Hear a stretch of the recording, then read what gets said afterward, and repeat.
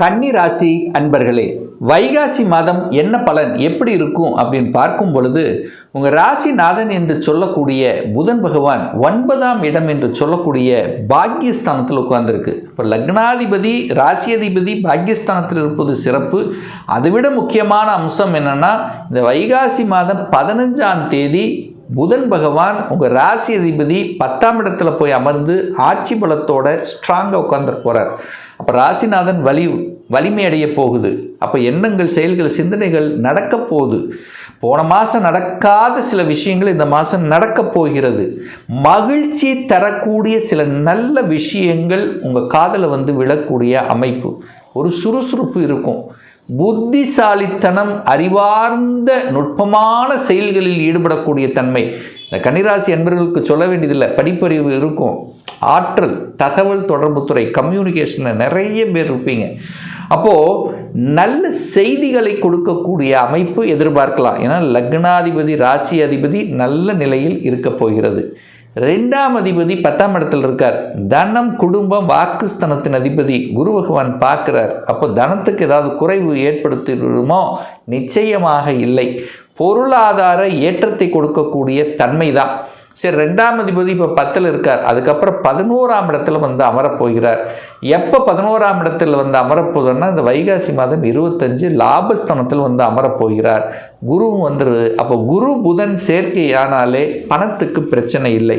பணம் ஏதோ ஒரு ரூபத்தில் உங்கள் பேக்கெட்டில் நிரப்பக்கூடிய அமைப்பு இருக்குது. பொருளாதார மேன்மைகளுக்கு அச்சாணி போடக்கூடிய, அதாவது பொருளாதார மேன்மையை அடைவதற்குண்டான அத்தனை முயற்சிகளையும் அதற்குண்டான ஸ்ட்ராட்டஜி பிளான் வகுக்கக்கூடிய அமைப்புங்கிறது நல்லாவே இருக்க போகுது. ஏன்னா புத்திசாலித்தனமான புதன் பகவான் வலிமை இருக்க போகிறார். தனாதிபதி, குடும்பாதிபதி, வாக்காதிபதி லாபஸ்தானத்தில் போய் அமர இருக்கிறார். அப்போது 2ஆம் இடம் நல்லபடியாக இருக்க போகுது. குடும்பம் நன்றாக இருக்க போகுது. குடும்பத்தில் இருந்து வந்த பிரச்சனைகள் களையப் போகிறீர்கள். குடும்பத்தில் ஒரு புத்துணர்ச்சி கிடைக்கப் போகிறது. குடும்பத்தில் ஒரு புதிய உறவு இணைக்கப் போகிறது. அப்படிங்கிறத ஸ்ட்ராங்காக நம்ம இந்த இடத்துல சொல்லலாம். 3ஆம் அதிபதி முயற்சி ஸ்தானத்தின் அதிபதி, தைரிய வீரியத்தை கொடுக்கக்கூடிய செவ்வாய் பகவான் ஆட்சி. செவ்வாய் தான் தைரிய வீரியத்தை கொடுக்கக்கூடியவன். அவர் ஆட்சி பலத்தோடு இருக்கார்.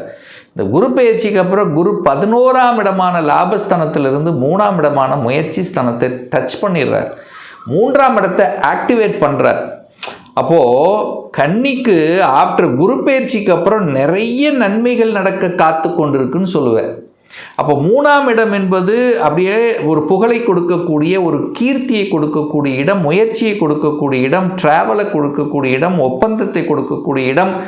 ஸோ இப்படி சொல்லிகிட்டே இருக்கலாம். வியாபார நுணுக்கங்களை கற்றுக் கொடுக்கக்கூடிய இடம், தகவல் தொடர்பு துறையில் சாதிக்கக்கூடிய தன்மைகள். அப்போது சகோதர சகோதரிகள் சார்ந்த விஷயத்தில், அதாவது எப்படின்னா, இந்த கன்னிக்கு மட்டும் சகோதர உறவுகளில் ஏதாவது ஒரு சின்ன விரிசலாவது இருக்கும். நீங்கள் என்னதான் நல்லது பண்ணாலும் ஏதாவது ஒரு குறை சொல்லக்கூடிய அமைப்புங்கிறது நிச்சயமாக ஏற்படுத்தும். ஸோ அங்கே மட்டும் கொஞ்சம் கவனம் எடுத்துக்குங்க.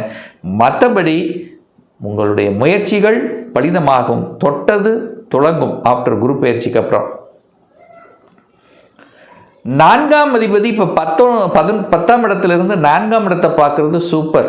அப்போது சுகஸ்தானத்தை பெருக்கிக் கொள்ளக்கூடிய அமைப்புங்கிறது ரொம்ப நல்லாவே இருக்குது. ஏன்னா சுக்கிரனும் பார்த்துறாரு, 4ஆம் அதிபதியும் பார்க்குது. அப்போ ஒரு வீடு வாங்கணும் என்று ஆசைப்பட்டு கொண்டிருக்கக்கூடிய இந்த கன்னிராசி என்பவர்களுக்கு டக்குன்னு முடிஞ்சிடும். வீடு வாங்கிடுவீங்க. இந்த வீட்டை சார்ந்த எந்த விஷயமாக இருந்தாலும், ஒரு ஆல்ட்ரு பண்ணணும், அல்லது வீட்டுக்கு தேவையான பொருளை வாங்கணும், கட்டின வீட்டை வாங்கணும், அல்லது வீட்டை மாற்றணும். ஸோ இப்படி அந்த வீடு சம்பந்தப்பட்ட விஷயங்கள். அடுத்து சுக்கிரன் வாகனம், புதிய வாகனங்களை வாங்கக்கூடிய யோகமும் இந்த கன்னிக்கு உண்டுன்னு சொல்லுவேன். நிறைய பேர் வாங்குவீங்க. இந்த காலகட்டத்தில் புதிய வாகனத்தை வாங்கணுங்கிறத உறுதிப்பாட்டுடன் செயல்பட, அல்லது அதை பற்றி பேசாமல் இருக்க மாட்டீங்க. எனக்கு இது பிடிச்ச வாகனம், இதை வாங்கலாமே அப்படின்னு ஒரு டிஸ்கஷனாவது குடும்பத்தில் நடக்காமல் இருக்காது. 5ஆம் அதிபதி பூர்வ புண்ணிய ஸ்தானத்தின் அதிபதி, பஞ்சமஸ்தானத்தின் அதிபதி, காதல் ஸ்தானத்தின் அதிபதியாக இருக்கக்கூடிய சனி பகவான் 7ஆம் இடத்துல போய் உட்கார்ந்திருக்கார். அப்போ காதல் கை கூடுமா சார்? என்ன 100% கை கூடும். நான் காதலில் இருக்கேன் சார், 1 வருஷமாக இருக்கிறோம், 2 வருஷமாக இருக்கிறோம், ஒரு திருமணம் செய்து கொள்ளணும் அப்படின்னு நினைக்கிறோம், இது வரைக்கும் நடக்கலை, இப்போ நடக்குமா? 100% சாத்தியக்கூறு உண்டு. ஏன் இதை ஸ்ட்ராங்காக சொல்கிறேன்னா, 11ஆம் இடம் என்று சொல்லக்கூடிய லாபஸ்தானத்தில் அந்த 7ஆம் அதிபதி, திருமணஸ்தானத்தின் அதிபதி உட்கார போகிறார், உச்சமாக உட்கார போகிறார். அப்போது நிறைய சுப விஷயங்கள், நல்ல விஷயங்கள் நடக்கும் இந்த கன்னிக்கு. ஆஃப்டர் குரு பயிற்சிக்கு அப்புறம், அதாவது இந்த மாதம் வைகாசி மாதம் 19ஆம் தேதிக்கு அப்புறம் 2/6/2026 மங்களகரமான விஷயங்கள் என்ன வேணால் எடுத்துங்க, குடும்பத்தில் ஒரு நல்ல விஷயங்கள் நடக்க காத்து கொண்டிருக்கிறது. ஏன்னா 11ஆம் இடத்தில் உச்சமாக இருக்கக்கூடிய குரு பகவான் நேராக 5ஆம் இடத்தை பார்த்துறார். குழந்தை பாக்கியம் இல்லாதவர்கள் குழந்தை பாக்கியம் கிடைச்சிடும். எவ்வளோ கஷ்டப்பட்டோம், எவ்வளவு பிரார்த்தனை வச்சோம், எவ்வளோ பரிகாரம் செஞ்சோம், இது வரைக்கும் நடக்கலைங்கிறவங்களுக்கு ஃபஸ்ட்டு பாயிண்ட், குழந்தை இல்லாதவர்களுக்கு குழந்தை கொடுக்கும். குழந்தை நினைத்து வருத்தப்பட்டு கொண்டிருப்பவர்களுக்கெல்லாம் அந்த வருத்தம் நீங்கும். குழந்தை என் பேச்சு கேட்க மாட்டேங்குது என்று நினைத்து வருத்தப்பட்டு கொண்டு இருக்கக்கூடிய கன்னிராசி என்பவர்கள் நிறைய பேர். ஸோ அதெல்லாம் சரியாக போகிறது. குழந்தைகளினுடைய ஆசைகளை நிறைவேற்றி கொள்ளக்கூடிய அமைப்புங்கிறது பரிபூர்ணமாக உண்டு. ஏன்னா 5/11 இயற்கையாகிய இறைவன் கொடுத்த அந்த வரத்தினுடைய அடிப்படையில், உங்களுடைய பிரபஞ்சத்தினுடைய அடிப்படையில், உங்கள் இஷ்ட தெய்வத்தின் அடிப்படையில், உங்கள் குல தெய்வத்தினுடைய அடிப்படையில் இது நடக்க காத்து கொண்டிருக்கிறது. நல்ல செய்திகள். அப்போ குழந்தை படிப்பு நல்லா இருக்குது, குழந்தை பாக்கியம் உண்டு, உங்கள் பூர்வீகம் நல்லா இருக்குது, பூர்வீகத்தை போயிட்டு வரக்கூடிய அமைப்பு, குலதெய்வத்தின் அனுகூலம் ஆசீர்வாதம் கிடைக்கக்கூடிய அமைப்பு, நல்ல விஷயங்கள், பெரிய மனிதர்களின் தொடர்புகளை கொடுக்கக்கூடிய அமைப்புகள் இந்த காலகட்டம் எதிர்பார்க்கலாம்.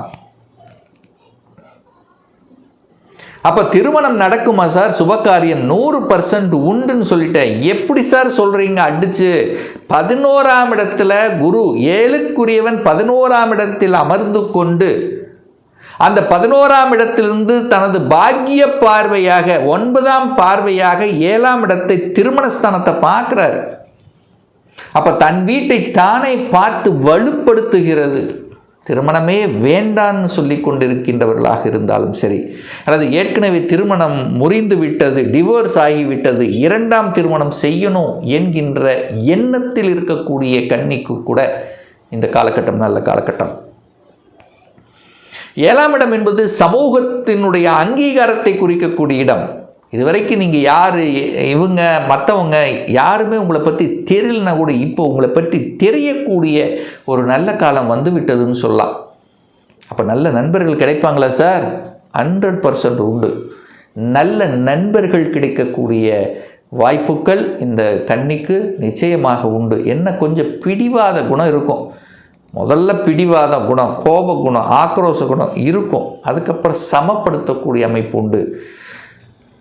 இது வரைக்கும் தொழிலே வேண்டாம் அப்படின்னு நினச்சிட்டு இருந்தவங்க கூட இப்போ சொந்த தொழில் செய்யலாம் என்கின்ற உந்துதல் உங்கள் மனசில், ஆள் மனசில் தோணும். தோணாமல் இருக்கவே முடியாது.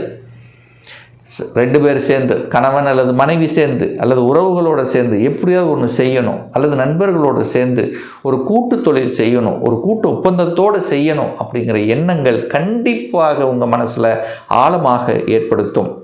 அப்போ கூட்டு தொழில் வருமா சார்? கண்டிப்பாக வரும். கோச்சார ரீதியாக வரும். இப்போ இருக்கக்கூடிய தசாபுத்தியின் அடிப்படையில் வரும். சொந்த தொழில் செய்யலாமா சார்னா உங்கள் ஜாதகம், அது உங்களுக்கு 6, 8, 12 தசாபுத்தி நடக்குது அப்படின்னா கண்டிப்பாக அதை பற்றி நீங்கள் யோசிக்க வேண்டியதில்லை. சந்திரன் போய் 6, 8, 12 இருக்குது உங்கள் ஜாதகத்தில் அப்படின்னா அப்பவும் நீங்கள் யோசிக்கணும். அப்போது இந்த காலகட்டம் சமூக அங்கீகாரம், சமூகம் சார்ந்த விஷயங்கள், சமூகத்தில் ஒரு நன்மதிப்பு பெறக்கூடிய தன்மை, சமூக காரியங்களில் ஈடுபடக்கூடிய, அதாவது பொதுநல தொண்டுகளில் ஈடுபடக்கூடிய அமைப்புகள் நல்லாவே இருக்குது. 8 செவ்வாய் இருக்குது சார், கோபம் வரும் சார், பட்டுன்னு கோபம் வரும்.